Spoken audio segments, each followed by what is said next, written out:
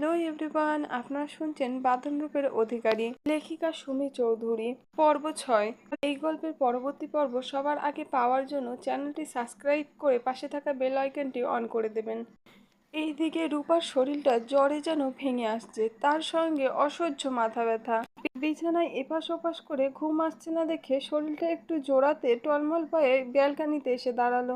কিন্তু ঠান্ডা হাওয়ায় শরীর জোড়ালেও মনটা অশান্ত হয়ে আছে। তার মাথায় তখন সেই রাস্তার ধারে পুরুষের চিন্তা, যার তীক্ষ্ণ মায়াবী চোখ জোড়া আর সিলেক্ট করা বুড়ো তার নেশা ধরিয়ে দিয়েছে। আগে কখনো কোনো পুরুষের চাউনি তাকে এভাবে অস্থির করেনি। রূপা আপন মনে বিড়বিড় করতে লাগলো, আবারও কখনো যদি সেই ভূতের সাথে দেখা হয় তাহলে ঝাড়ু দিয়ে পেটাবো। হাড় মটকাবে ভালো কথা, তাহলে এত সুন্দর রূপ নিয়ে কেন আসতে হবে? সাংঘাতিক চোখ রে বাবা। চোখ যদি এত সুন্দর হয় তাহলে ওনার চেহারাটা কেমন হবে? উফ। বলতে বলতে রূপা নিজের কপালে একটা হালকা থাপ্পড় বসিয়ে দিয়ে বলল, দূর রূপা, যার চোখ দুটো এত মখমলের মতন মসৃণ, অগ্নিগিরির মতন উত্তপ্ত, তার চেহারা তো অবশ্যই সুন্দর হবে। চোখ দেখেই তো তোর এই অবস্থা। চেহারা দেখলে রহমত বাড়িতে নয়, তোর পাবনায় পাগলা গারদে পাওয়া যাবে। পরের দিন সকাল। খুন হয়েছে, এই দুটো শব্দের আর্তনাদ আর আতঙ্ক পুরো এলাকায় প্রতিধ্বনিত হচ্ছে। মানুষের মুখে মুখে ছড়িয়ে পড়ছে। পুলিশ এসেছে ঠিকই, কিন্তু আসল খুনিসকে তার কোনো হদিশ পাচ্ছে না। বাঁধনদের বাড়ি থেকে 3টে বাড়ি পরে এই বীভৎস ঘটনাটা ঘটেছে। খবর পাওয়া মাত্রই বাঁধন সেইখানে পৌঁছালো, কিন্তু দীর্ঘ 14 বছর দেশের বাইরে থাকার কারণে কেউই তাকে চিনতে পারলো না। বাঁধন মুখে কালো মাস্ক পরে সেই বাড়িতে ঢুকলো। ড্রয়িং রুমে তখন মানুষের তিল ধরানোর জায়গা নেই। সেখানে এহসান রহমান, আতিক রহমান, হাজি রহমান আর আকাশও দাঁড়িয়ে আছে। মেঝেতে সাদা কাপড়ে ঢাকা একটি নিথর পড়ে আছে। লাশের পাশে 2জন যুবক মাথা নিচু করে বসে কাঁপছে আর কাঁদছে, আর একজন পুলিশ অফিসার তাদের জেরা করছেন। বাঁধন নিঃশব্দে ভিড় ঠেলে লাশের দিকে এগোতে চাইলো, কিন্তু তার গতিবিধি দেখে একজন পুলিশ কনস্টেবল পথ আটকে দিয়ে কর্কশ গলায় ধমক দিয়ে উঠলো, বলছি না দূরে থাকেন, লাশের কাছে এখন যাওয়া যাবে না, আমাদের তদন্ত চলছে, ডিস্টার্ব করবেন না। বাঁধন বিন্দুমাত্র বিচলিত হলো না। সে শান্ত অথচ অত্যন্ত দৃঢ় কণ্ঠে পুলিশ কনস্টেবলকে বলল, জাস্ট 2 মিনিট। পুলিশটি এবার বিরক্ত হয়ে গলার স্বর চড়িয়ে বলল, বলছি না লাশের কাছে যাওয়া যাবে না, কথা কানে যায় না। বাঁধন পিছু হটল না। সে কনস্টেবলের চোখের দিকে তাকিয়ে সরাসরি প্রশ্ন করলো, এটা তো মার্ডার কেস, তো আপনারা কি বুঝেছেন, খুনি কিভাবে মেরেছে? বাঁধনের এমন পাল্টা প্রশ্নের পাশে থাকা পুলিশ অফিসার উৎসুক হয়ে এগিয়ে এলেন। তিনি বাঁধনের সামনাসামনি দাঁড়িয়ে তীক্ষ্ণ দৃষ্টিতে মেপে নিলেন। অফিসারটি কিছুটা সন্দেহের সুরে বললেন, এটা পুলিশের কাজ, পুলিশ সেটা করছে, সময় হলে সবাইকে জানিয়ে দেওয়া হবে। তা মিস্টার, আপনি কে? আর আপনি যে এত প্রশ্ন করছেন, খুনটা আপনিই করেননি তো? বাঁধন তিলমাত্র বিচলিত না হয়ে অফিসারের চোখের দিকে তাকিয়ে শান্ত স্বরে বললেন, আপনাদের কাজ কিছু সত্য মিথ্যা যাচাই না করে শুধু অনুমানের ভিত্তিতে অন্যকে সন্দেহ করা? এই জন্যই কি আপনাদের পুলিশের চাকরি দেওয়া হয়েছে? অফিসার এবার অগ্নিশর্মা হয়ে বাঁধনের খুব কাছে এগিয়ে এলেন। এই ছেলে, তোমার সাহস তো কম না, তুমি কার সামনে দাঁড়িয়ে কথা বলছো তা কি তোমার অন্তত ধারণা আছে? বাঁধন একটুও না দমে আগের মতোই নির্লিপ্ত গলায় উত্তর দিল, হ্যাঁ জানি, আমার সামনে দাঁড়িয়ে আছে পেশায় একজন পুলিশ, যার মূল কাজ দেশ সেবা করা, কিন্তু তিনি এখন এক মারাত্মক ভুল করছেন, যার মাসুল তাকে পরে দিতেই হবে।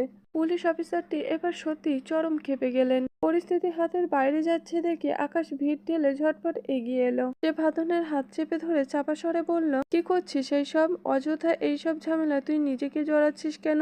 বাঁধন আকাশের কথার কোনো উত্তর দিল না। সে আকাশের হাত ছাড়িয়ে নিয়ে অত্যন্ত ধীর স্থির ভাবে সেই যুবক দুটোর সামনে গিয়ে দাঁড়ালো। তাদের চোখের দিকে তাকিয়ে অত্যন্ত ঠান্ডা গলায় জিজ্ঞেস করলো, তিনি খুন হয়েছে, তিনি আপনাদের কে হয়? বড় ছেলে ফুপিয়ে কাঁদতে কাঁদতে বললেন, আমার মা হয়। আর মাকে খুন করেছে এই ছোট ভাই। পাশের ছেলেটি মুহূর্তেই চিৎকার করে প্রতিবাদ করে উঠল, একেবারে মিথ্যে কথা, আমি মাকে খুন করি নাই। দুজনে অত্যন্ত উত্তেজিত হয়ে একে অপরকে দোষারোপ করে ঝগড়া করতে শুরু করলো। বাঁধন বিরক্তিতে ভুরু কুঁচকে অত্যন্ত কর্কশ গলায় ধমক দিয়ে উঠলেন, চুপ করেন একদম। রিমান্ডে নিলে সত্যি কোনটা তখন এমনি এমনি বেরিয়ে আসবে। রিমান্ডের নাম শুনে দুই ভাইয়ের মুখ ভয়ে ফ্যাকাশে হয়ে গেল। বড় ভাই আর এক মুহূর্ত অপেক্ষা করলো না, চেয়ার ছেড়ে সরাসরি অফিসারের দিকে এগিয়ে গেলেন। অফিসারকে টেনে এক কোণে নিয়ে গিয়ে হাউ মাউ করে কেঁদে পায়ে ধরে বললেন, স্যার স্যার, আমাকে বাঁচান, আমাকে রিমান্ডে নেবেন না, আমি সহ্য করতে পারবো না, আমাকে বাঁচান। অফিসার সন্দিগ্ধ চোখে ভুরু কুঁচকে তাকালেন। তিনি গম্ভীর গলায় বললেন, বাঁচান মানে? হ্যাঁ স্যার, সব কাহিনী পরে বলবো, আপনি শুধু আমাকে বাঁচান। অফিসার এবার মেয়েকে রাগ দেখিয়ে বললেন, তুই ভাবলে কি করে তুই খুন করবি আর আমরা সব জেনে তোকে ছেড়ে দেব? চল রিমান্ডে চল। ছেলেটি এবার মরিয়া হয়ে উঠলো। ছেলেটি এবার কাঁদতে কাঁদতে বলল, না না স্যার, আমি টাকা দেবো আপনাকে, যত টাকা লাগে সব দেব, তবুও স্যার আমাকে রিমান্ডে নেবেন না। টাকার কথা কানে যেতেই অফিসারের লোভী স্বভাবটা ছাড়া দিয়ে উঠলো। তিনি এদিক ওদিক তাকিয়ে গলা খাকারি দিয়ে নিচু স্বরে বললেন, কত দিবি? ছেলেটি যেন হাতে আকাশ পেল। সে দ্রুত বলল, আপনি যত চান। ভেবে বলছিস তো? হ্যাঁ স্যার, শুধু আমাকে বাঁচিয়ে দেন। রুম থেকে যখন ছেলেটি আর অফিসার বেরিয়ে এলেন, বাঁধন তখন নির্লিপ্ত ভঙ্গিতে দেওয়ালে হেলান দিয়ে নিজের হাত ঘড়ির দিকে দেখছিল। অফিসারকে সামনে দেখে বাঁধন সোজা হয়ে দাঁড়ালো। তার চোখে মুখে তখন এক ধরনের শীত অবজ্ঞা। সে ধীর স্থির কণ্ঠে বিদ্রুপের স্বরে বলে উঠল, আপনাদের ঘুষের মিটিংটা কি কমপ্লিট? কথাটা শুনে অফিসার যেন বাজের মতন চমকে উঠলেন। তার কপালে বিন্দু বিন্দু ঘাম জমতে শুরু করলো। সে দাঁড়িয়ে থাকা ছেলেটির হাঁটু তখনও থরথর করে কাঁপছে। অফিসার নিজেকে সামলে নিয়ে কোনো রকম শুকনো ঢোক গিলে গর্জে উঠলেন, কি কি বলছেন আপনি এসব? দেখুন, আপনি কিন্তু আইনের বিরুদ্ধে গিয়ে বড্ড বেশি বাড়াবাড়ি করছেন। আপনাকে আমরা হ্যারাস করতে বাধ্য হব। বাঁধন একটুও ঘাবড়ালো না, বরং এক মুহূর্তও দেরি না করে সে নিজের ডান হাতটা অফিসারের দিকে বাড়িয়ে দিল। তার চোখে মুখে তখন এক ভয়ঙ্কর চ্যালেঞ্জ। সে অত্যন্ত দৃঢ় আর গম্ভীর গলায় বললেন, এ নিন করুন। বাঁধনের এমন দুঃসাহস দেখে আশেপাশের মানুষগুলো রীতিমতো স্তব্ধ হয়ে গেছে। অফিসার নিজেও যেন নিজের চোখে বিশ্বাস করতে পারছে না। এহসান রহমান দুশ্চিন্তায় পড়ে হাজী রহমানের দিকে তাকিয়ে ফিসফিস করে বললেন, সাহস দেখাচ্ছেন? তাহলে তো আপনার সাহসের পরীক্ষা একবার করতেই হয়। বলেই তিনি পাশে দাঁড়িয়ে থাকা একজন পুলিশকে বললেন, একে অ্যারেস্ট করুন। পুলিশটি বাঁধনের দিকে এগোতে গেলে এহসান রহমান সাথে সাথে পুলিশের দিকে এগিয়ে গিয়ে বুক চিতিয়ে দাঁড়ালেন। তিনি অত্যন্ত অনুনয় করে পুলিশকে বললেন, দেখেন, আমার ছেলেরা একটু ওই রকম, একটু বিয়াদবি করে ফেলেছে। বাঁধন পুলিশ অফিসারের চোখের দিকে স্থির দৃষ্টিতে তাকিয়ে অত্যন্ত দৃঢ় আর তীক্ষ্ণ গলায় গর্জে উঠলেন, আমি কোনো বিয়াদবি করি নাই। উনি একটু আগেই ঘরের ভেতরে গিয়ে চুপি চুপি ঘুষ খেয়ে এলেন। এই সত্যিটা আমি এখন সবার সামনে দাঁড়িয়ে চিৎকার করে বলতে পারবো। বাঁধনের এই তপ্ত বাক্য শুনে অফিসারের মাথায় যেন আকাশ ভেঙে পড়ল। তিনি বিষম খেয়ে কেসে উঠলেন। তার কপালের মুহূর্তে অপরাধবোধ আর দুশ্চিন্তার ভাঁজ ফুটে উঠল। পুলিশ কনস্টেবলরা তড়িঘড়ি করে তাকে পানি এনে দিলেন। পানি খেয়ে একটু ধাতস্থ হয়ে অফিসার বাঁধনের দিকে তাকিয়ে অগ্নিদৃষ্টিতে দাঁতে দাঁত চেপে বলল, বেয়াদবি করার একটা সীমা থাকে, আপনি সব লিমিট ক্রস করেছেন। এর শাস্তি আজ আপনাকে হাড়ে হাড়ে পেতেই হবে। ধরো একে। থানায় নিয়ে গিয়ে দুটো জবরদস্ত ধোলাই দিলে পুলিশের সাথে মশকরা করার শখ মিটে যাবে। অফিসারের ইশারায় একজন পুলিশ কনস্টেবলের বাঁধনের দিকে হিংস্রভাবে এগিয়ে এল। বাঁধনের দুই হাত টেনে ধরলো। সে পকেট থেকে লোহার তৈরি হ্যান্ডকাপ বের করে সশব্দে বাঁধনের দুই হাতে পরিয়ে দিল। লোহার সেই বরফশীত স্পর্শে বাঁধনের চোয়াল আরো শক্ত হয়ে এলো। কিন্তু তার চোখের মনিতে এক বিন্দু মাত্র ভয়ের লেশ নেই। ছেলের এমন দশা দেখে এহসান রহমান আর্তনাদ করে উঠলেন। তিনি পাগলের মতন সামনে এগিয়ে বললেন, আরে করছেন কি আপনারা? আমার ছেলেটাকে হাতকড়া পরাচ্ছেন কেন? ও তো বাচ্চা মানুষ, না বুঝে আবেগে বলেছে। ময়মনসিংহের আকাশ জুড়ে তখন ভোরের রোদ। ঘড়ির কাঁটায় ঠিক তখন সকাল 9টা। শান্তমোহন কলেজের সেই ঐতিহাসিক লাল ইটের দেওয়ালগুলো ওপর রোদের আভা পড়ে এক মায়াবী পরিবেশ তৈরি করেছে। বিশাল রেলিংটির গাছগুলোর ছায়া ঘেঁষে ক্যাম্পাসে তখন শিক্ষার্থীদের কলকাকলিতে মুখর। কলেজের সামনের গেটের ঠিক বাইরে নিজের বাইকে হেলান দিয়ে আয়েশ করে বসে আছে ইস্তিয়াক। পাশে তার সাঙ্গপাঙ্গরা দাঁড়িয়ে জটলা করেছে। ইস্তিয়াকের তীক্ষ্ণ নজর রাস্তার দিকে, কখন রূপা আসবে সেই অপেক্ষায় সে অস্থির। কলেজের সামনে হঠাৎ ইস্তিয়াককে দেখে কলেজের ছাত্রছাত্রীদের মধ্যে কানাঘুষো শুরু হয়ে গেল। কারণ ইস্তিয়াক সচরাচর কলেজে আসে না, আর এলেই কোনো না কোনো শোরগোল পড়ে যায়। অনেকক্ষণ পেরিয়ে গেলেও রূপাকে আসতে না দেখে ইস্তিয়াক কিছুটা বিরক্ত হয়ে বলল, কলেজ টাইম হয়ে যাচ্ছে, ও আসছে না কেন? পাশে থাকা রনি কাছুমাছু হয়ে বলল, আমিও তো বুঝতে পারছি না ভাই। ইস্তিয়াক আর দেরি করলো না, বাইক থেকে নেমে ঝাড়া দিয়ে দাঁড়ালো। চল ভিতরে যাই, ওদের ডিপার্টমেন্টে কাউকে খুঁজে জিজ্ঞেস করবো। ইস্তিয়াক তার দলবল নিয়ে দাপটের সঙ্গে কলেজের ভিতরে ঢুকলো। অনেক ছেলে ইস্তিয়াককে দেখে সমীহ করে বড় ভাই বলে সম্মান দিতে লাগলো, কিন্তু ইস্তিয়াক সেদিকে ভ্রুক্ষেপ করলো না। সে সরাসরি করিডোর দিয়ে এগিয়ে চলল আসতেই সে বারান্দার এক পাশে কেয়া আর বৃষ্টিকে দাঁড়িয়ে থাকতে দেখলো। রূপার সাথে কাল ওদের দেখেছে বলে চিনতে মোটেও সময় লাগলো না। সে সরাসরি গিয়ে তাদের সামনে বুক চিতিয়ে দাঁড়ালো। ইস্তিয়াকের এই হঠাৎ আবির্ভাবে কিয়ারা আর বৃষ্টি ভয়ে কিছুটা কুঁকড়ে গেল। ইস্তিয়াক তাদের চোখের দিকে তাকিয়ে গম্ভীর গলায় বলল, তোমাদের বান্ধবী কই? বৃষ্টি কাঁপা গলায় আমতা আমতা করে বলল, বান্ধবী? কোন বান্ধবী? ইস্তিয়াক বিরক্তিতে কপাল চুলকাতে চুলকাতে বাঁকা হাসি দিয়ে বলল, ওই যে কি নাম যেন, রূপা। ও কই? কেয়া কাঁপা কাঁপা গলায় বলল, ও তো আসেনি। ইস্তিয়াক ভুরু কুঁচকে তাকালো, তার চোখে মুখে বিরক্তির ছাপ স্পষ্ট। সরাসরি প্রশ্ন করলো, কেন আসেনি? কিছু বলেছে তোমাদের? কেয়া আর বৃষ্টি দুজনেই অসহায় ভাবে না সূচক মাথা নাড়ল। ইস্তিয়াক আর এক মুহূর্তও সেখানে দাঁড়ালো না। একটা তপ্ত নিঃশ্বাস ফেলে নিজের দলবল নিয়ে কলেজ থেকে গটগট করে বেরিয়ে গেল। ইস্তিয়াক দৃষ্টির আড়ালে যেতেই বৃষ্টি কেয়ারার দিকে তাকিয়ে ফিসফিস করে বলল, এই ছেলে রূপাকে কেন খুঁজছে রে? কেয়া আতঙ্কে ফ্যাকাশে হয়ে জবাব দিল, কেন খুঁজছে জানিস না? কাল কি ঝামেলাটা করলো দেখিসনি? নিশ্চয়ই এই ছেলে রূপাকে মারার জন্য খুঁজছে। উফ, কাল কত করে বললাম যাস না, মেয়েটা শুনলই না। এদিকে ইস্তিয়াক দলবল নিয়ে সরাসরি রূপাদের বাসার সামনে গিয়ে দাঁড়ালো।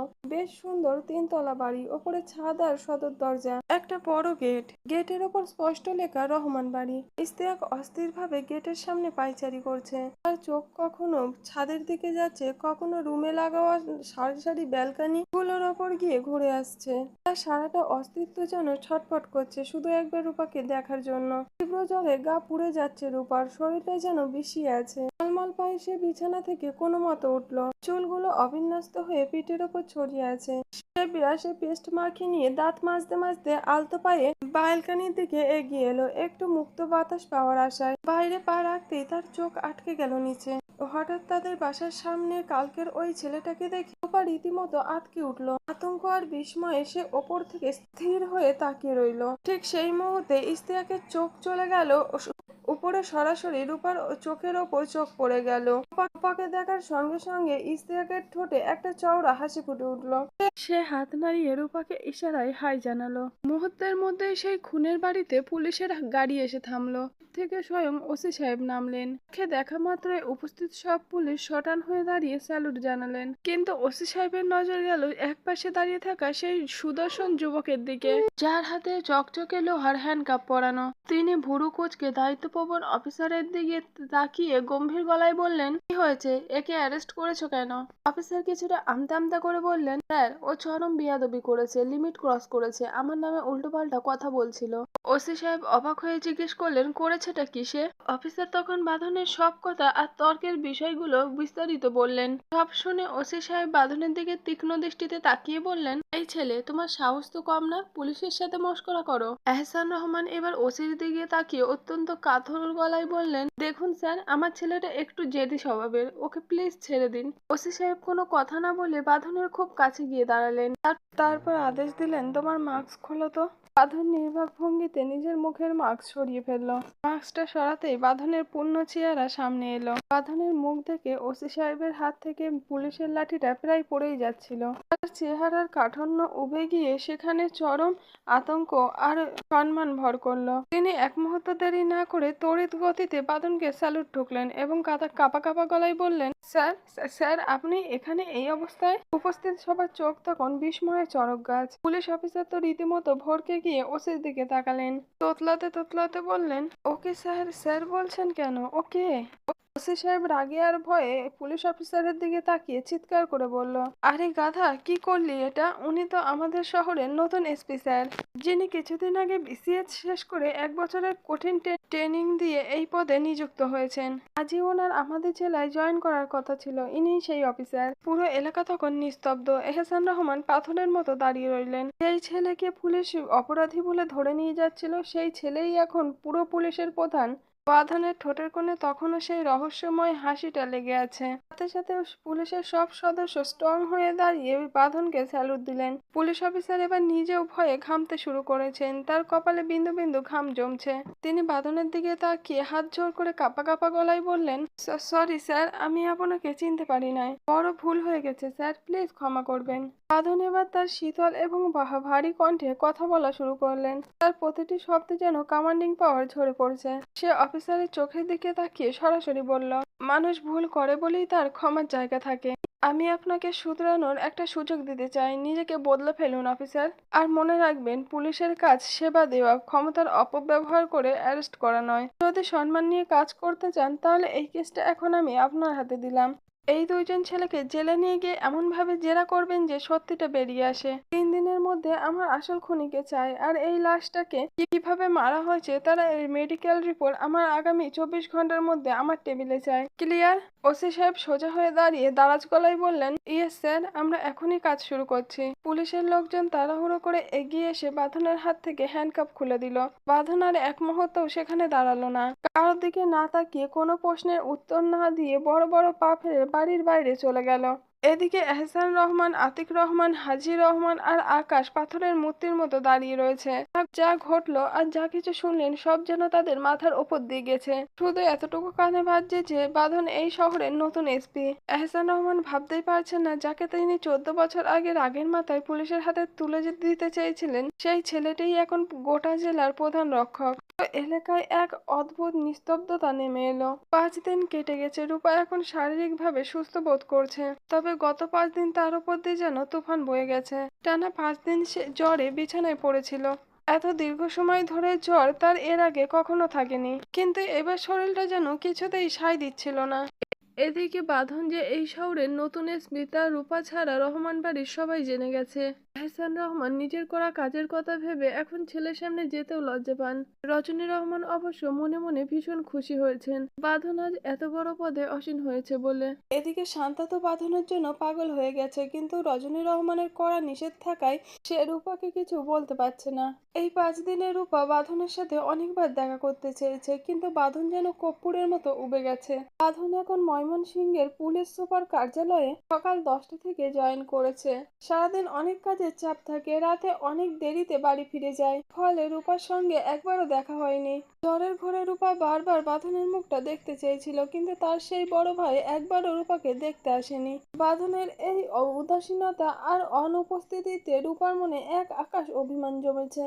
সকাল 9টা, রূপা ধবধবে সাদা ইউনিফর্ম পরে নিচে নামলো। গত 5 দিন ধরে সে তীব্র জ্বরের বিছানায় পড়েছিল, তাই আজ শরীরটা একটু দুর্বল লাগলেও তাকে কলেজে যেতেই হবে। নাস্তা শেষ করে রূপা সোজা শান্তার ঘরের দিকে পা বাড়ালো। শান্তা কেন এখনো নিচে নামছে না সেটা দেখার দরকার। শান্তার ঘরে ঢুকে রূপা দেখলো শান্তা আয়েশ করে বিছানায় বসে ফোনে কি যেন দেখছে আর মিটিমিটি হাসছে। রূপা সামনে এগিয়ে প্রশ্ন করলো, আপু তুমি বসে আছো, ভার্সিটি যাবে না? শান্তা যেন চমকে উঠলো। হড়বড় করে ফোনে লক করে সে কাচুমাচু ভঙ্গিতে অসুস্থ হওয়ার ভান করলো। না রে, শরীরটা একদম ভালো লাগছে না, তুই যা, আমি আজ আর যাবো না। রূপা চিন্তিত মুখে বলল, কেন আপু, কি হয়েছে তোমার? শান্তা পেটে হাত দিয়ে যন্ত্রণার মেয়েকে অভিনয় করে বলল, পিরিয়ড রে, প্রচন্ড পেট ব্যথা করছে। ও আচ্ছা, তাহলে তুমি রেস্ট নাও, আমি গেলাম। সকালবেলা রাস্তায় তখন রিক্সা আর ইজি বাইকের জটলা। রাস্তার মোড়ে দাঁড়িয়ে থাকা সেই বখাটেদের আস্ফালন যেন বেড়েই চলছে। কলেজের মেয়েদের দেখলেই তারা সস্তা শীষ দিচ্ছে আর আজে বাজে মন্তব্য করছে। তাদের একজন একটা মেয়েকে দেখে টিকটিক করলো, আরে কি মাল রে ভাই, পুরো কচি আপেলের মতো দেখতে। ঠিক সেই রাস্তার রোড দিয়ে দাপটের সাথে বাইক চালিয়ে আসছিল বাঁধন। তার পরনে পুলিশের জবের ইউনিফর্ম, ময়মনসিংহের নতুন এসপি। নেভি ব্লু কালারের টাইট ফিটের ইউনিফর্ম। বাঁধনের সুঠাম দেহ ভঙ্গি যেন ফেটে পড়ছে। কাঁধের ওপর রূপালী রঙের 3টি শাপলা রোদ লেগে চকচক করছে। মাথায় দামি হেলমেট, আর সেই হেলমেটের কাছের ভিতর দিয়েও তার তীক্ষ্ণ দৃষ্টির তেজ টের পাওয়া যাচ্ছে। তার স্লেট করা বাছকের ভুরুটা যা তাকে মারাত্মক হ্যান্ডসাম আর খুনে লুক দিচ্ছে। ফর্সা কবজিতে বাঁধা কালো লেদারের বেল্টের এক বিশাল দামি ঘড়ি। সে এক হাতে বাইক কন্ট্রোল করে আর এক হাতে স্টাইলে বাইকের হ্যান্ডেলে রেখেছে। ইউনিফর্মে আজ বাদনকে এতটাই আকর্ষণ আর পাওয়ারফুল লাগছে যে রাস্তার মানুষ তার দিক থেকে চোখ সরাতে পারছে না। সে বাইক চালিয়ে এগিয়ে আসছে। ঠিক সেই মুহূর্তে বাম দিকের গলি থেকে রূপা বেরিয়ে এলো। রূপা দ্রুত পা চালিয়ে মেন রোডে উঠে সামনের দিকে হাঁটতে শুরু করলো।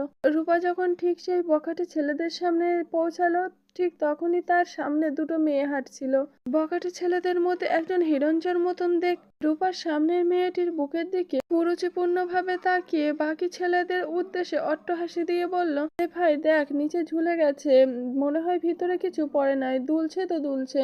কথাটা রূপার কানে বিষাক্ত তীরের মতো বিঁধল। সামনের মেয়ে দুটো রাগে আর অপমানে মাথা নিচু করে চলে যেতে থাকলো। রূপা আর থাকতে পারলো না, তার রক্ত টকবক করে ফুটে উঠলো। সে আর এক মুহূর্ত দেরি না করে নিজের পায়ের জুতো খুলে সেই ছেলেদের সামনে গিয়ে গেঞ্জের কলার খামচে ধরলো। তারপর কোনো কিছু ভাবার আগেই ঠাস ঠাস করে জুতোর বাড়ি মারতে শুরু করলো ছেলেটার গালে আর পিঠে। রূপার চোখের দৃষ্টি তখন আগুনের মতো জ্বলছে। সে চিৎকার করে বলতে লাগলো, কুত্তার বাচ্চা, মা বোনেদের সম্মান করতে জানিস না? যে নারী তোকে 10 মাস 10 দিন গর্ভে ধরেছে, যেই নারীর বুক ফেটে আসা দুধ তুই খেয়েছিস, আর আর ওই নারীর অঙ্গ নিয়ে তুই নোংরা কথা বলছিস? লজ্জা করে না তোর? যেই শরীর থেকেই তোর জন্ম, সেই শরীরকেই তুই ভোগের বস্তু মনে করছিস? তাহলে কি তুই তোর মাকেও এমন নজরে দেখি? রূপার এমন সাহসী রুদ্র রূপ দেখে সেই মেয়ে দুটো থমকে দাঁড়িয়ে গেল।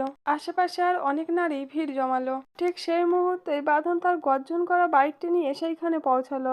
রাস্তায় জটলা আর একটি মেয়েকে ছেলে পেটাতে দেখে সে রূপার পিছনে হাত ব্রেক কষে থামিয়ে দিল।